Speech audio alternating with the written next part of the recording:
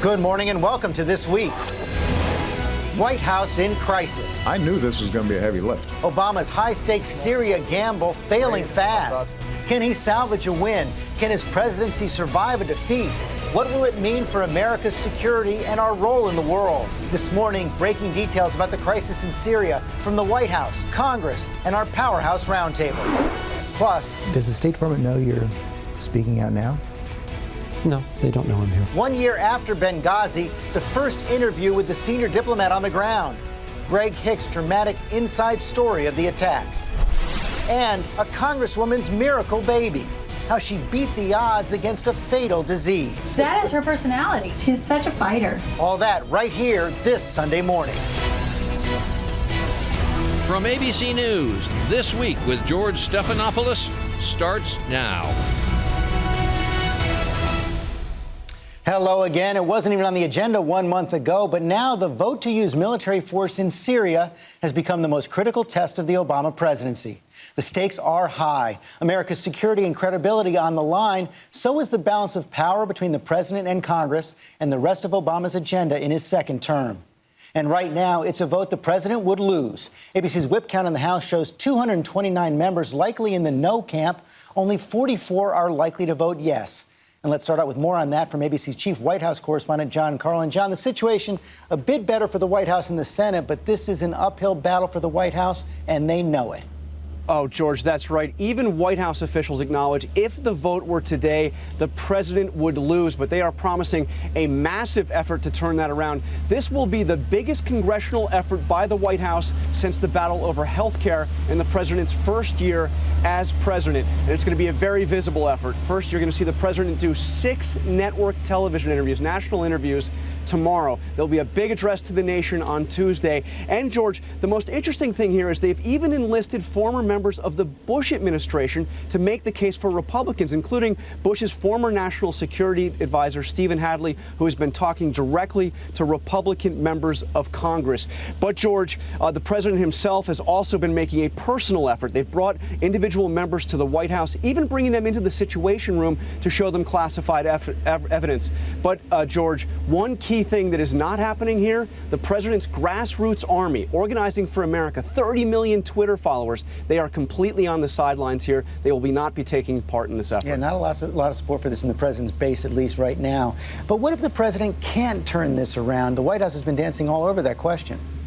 George, that is the big question, especially given where the vote count is now. I tried to ask that question directly to the president. He told me point blank he would not give me a direct answer. But what I can say is some of his top advisors have told me that they cannot conceive of him going forward with military strikes if Congress says no. On the other hand, we've had military officials tell us that given where the planning is now, they can't see him pulling the plug on this either. Okay, John Carl, thanks very much. Let's get right to the president's chief of staff, Denis McDonough. And Dennis, so many questions about the president right here and what he would do if you can't succeed in getting those votes in the next couple of weeks. As John pointed out, the president did not directly answer that question on Friday, but he did say this. He said his call to Congress was not a political ploy or symbolism, and he went on to say this.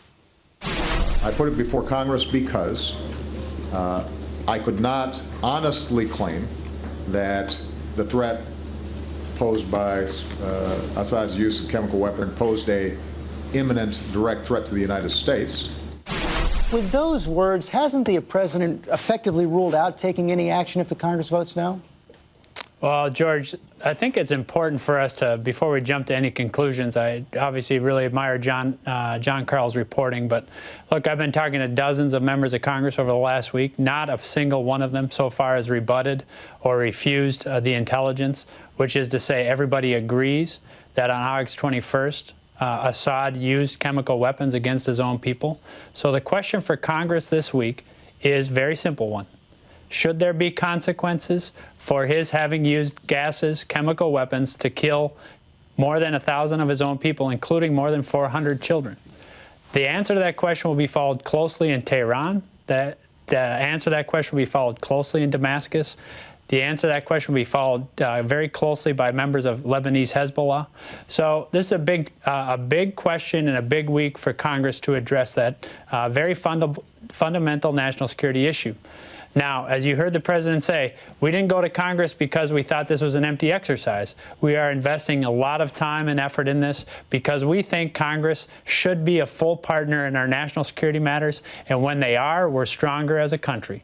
Now, members of Congress also need to understand that if they want to see Assad held to account for this activity, they should vote yes on the resolution. I understand that's the arguments you've been making, but as we've seen, members of Congress are not buying it, at least not yet. And some have even raised the specter of impeachment if the president goes forward in the absence of congressional approval. Here's Duncan Hunter, Republican of California. I think he's breaking the law if he strikes without congressional approval, and if he proceeds without Congress providing that authority, it should be considered an impeachable offense. How will the president factor in the prospect of impeachment into his final decision? What the president is focused on right now, George, is the national security implications of what is undeniably and unrebutted intelligence, which suggests that the Assad regime used chemical weapons against its own people, killing 400 children. So that's what he's focused on right now. We believe that we have the capability in place to do it. Congress should be our full partner in that effort, George. That's exactly what we're focused on. That's the question before Congress this week. My hunch is, you know Washington better than anybody, George. There'll be all sorts of distractions and other things that try to knock us off our game. But that's the question before us and before Congress this week. So I know you're not going to give me a yes or no answer on what the president would do if they don't vote him up. But what are the consequences? You had hinted at some of them. What are the consequences if the president and Congress cannot go forward after this? How much damage will that do to his presidency? Ross Douthat of the New York Times and many others have said basically this would finish off the president as a credible actor on the world stage. Do you agree? You know, I really enjoy Ross's reporting and his writing. I think he's a really thoughtful guy.